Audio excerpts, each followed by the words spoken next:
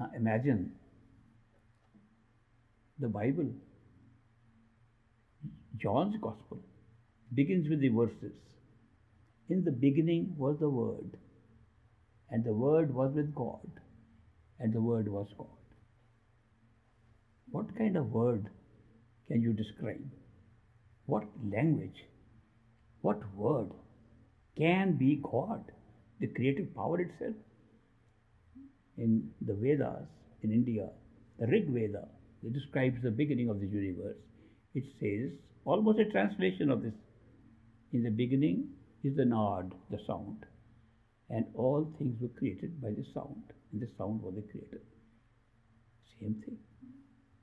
In other traditions, they also refer to music of the spheres. They refer to sounds emanating from the heavens. Bang-e Asmani, the sound from the sky in Islam. And why are they referring to a sound? Because audible. Whether you call it word, shabd, sound, it's all audible. Yourself is audible to us at this stage. Therefore, they say when you want to make a progress towards your own self, it's audible. You can hear it. Of course, later on you find what is audible is yourself. What's audible is your reality, is your truth. It only is audible here. It keeps on changing. I am speaking to you in words. That's also sound. We call that spoken and written sound. Varanatmak shabd. Shabd means sound. Varanatmak means that which can be spoken or written. Can be Varanan. Varanatmak shabd, spoken sound. What will happen? Is it still spoken sound when you go to astral plane? Not necessary. Do you know in the astral plane where only sensory perceptions exist? You don't need any language. We do use language sometimes because we're used to it. No language is necessary. Communication is by exchange of what you want to say, exchange of your thought, no matter what language. It's true telepathic communication. Have you ever noticed, even in telepathic communication in this physical world, and people say, I think something, my beloved understands it. Do you know no language is needed? You can think in English, the person can understand in German, or in Dutch, or any language. Even here, it's the transference of what is meant by those words that is transfers. And that's normal there. And therefore, you can't call the spoken word as the word there, and we call the sound there as dhunatmak shabd, not varanatmak. One that can be heard as music. But that's not all. If you go to the causal state, the state of the mind where your mind is functioning only and no senses and body, if you go to that state, the sound changes again. It's still like sound, but it is a very strong vibratory sound, vibration almost, which appears when you start hearing that you've been hearing it all the time. You don't feel you've just started hearing because you've gone there. When you open up, it looks you are always hearing it. Very different experience. That is why you can't even call it dhunatmak shabd. You call it anhad shabd. A shabd is no beginning and no end. So, because that's experience we have. When we cross the mind itself, where there is no time and space, we can't hear sound as we know sound. Sound requires space, like we know it. But the sound takes a different form where you realize that your conscious self is the sound. And so at that time we call it Sar Shabd. Sar means real. Real sound is the self. And when you go to the final true home, you call it Sat Shabd. That means Sat Nam or Sat Shabd. That means that is the true sound is yourself, totality of yourself, only one. Imagine how the beginning of the universe with the word can also take us back to our true home with the word, the same sound. So that is why it's a very preferred method. Not everybody has practiced that. Mostly people have gone by a longer route. Now you try to control your mind by repetition of mantras, which are supposed to be repetition of words so your mind can't think too much. He pumps the same words of mantra into the mind, so at least the mind is occupied with those words, and you can't think of other things. And ultimately, keep it 24 hours, so mind can't think except to control the mind. And then you move to the next step. Look at the method of sound. That's simpler. That is why my master, he preferred this system of union with your true self over other systems. I called it Surt Shabd Yoga. Surt Shabd Yoga means, Surt means attention, Shabd means the sound, Yoga means union with your top reality. So Surt Shabd Yoga was an alternative and works faster. Why don't we all use it then, if it is that simple? Because of our mind. Mind believes we can get nothing unless you work hard for it. So you struggle. Other methods of meditation require us to struggle.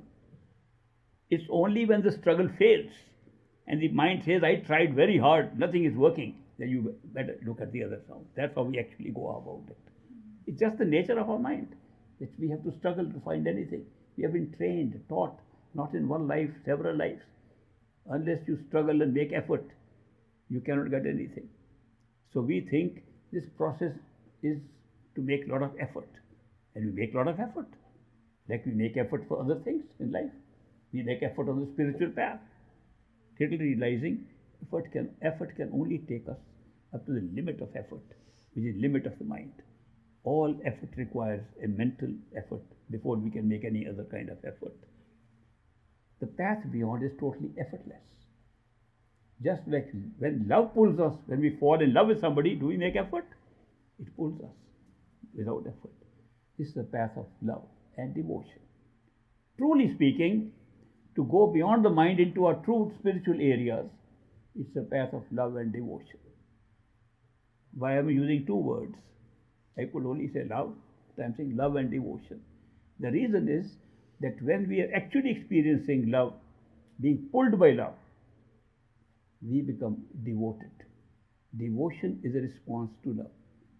And especially in the case of the Perfect Living Master's unconditional, powerful love that affects us, we automatically become devoted to it and become devotees. And therefore, love and devotion seem to go together. And love and devotion is the secret to the highest levels of achievement on the spiritual path. If that is true, we don't have to waste time in effort. Even if you make effort, make it with love and devotion. At least you are touching the right nerve at that time, and your effort is colored by love and devotion, and you will start making benefit from the love and devotion more than your effort. A friend of mine studying in the same university, he wrote to me, I have discovered this is not a path of effort. It's totally effortless. At the end of the letter he wrote, now I'm going to try very hard for effortless. That's how mind works. I'm going to try very hard for effortless meditation. That's how we all work like that. So it's only the pull of love that makes anything effortless. It's only when we experience that right from here. The Perfect Master is totality of consciousness. He's all of us together. And yet he appears as an individual like ourselves, living a life exactly like ourselves. Nothing special at all. Lives, born like us, dies like us, falls sick like us, eats and lives a life like us. No difference at all. And yet, the big difference is the awareness he carries. It's the awareness of totality that he carries. Not that he has seen it once and come back to tell us. It's not like that. It's that constantly he is in touch with that totality of consciousness. He is constantly aware of every level of reality, even when he is an ordinary human being here. And his promise is not that I will make you better people. There are thousands of teachers who can do that.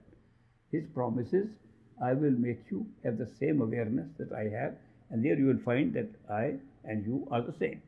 There is no difference at all. He makes yourself identical to himself. In fact, that's the true merger. The true merger is taking place because you merge into the identity. There's only one. At the top, there's only one.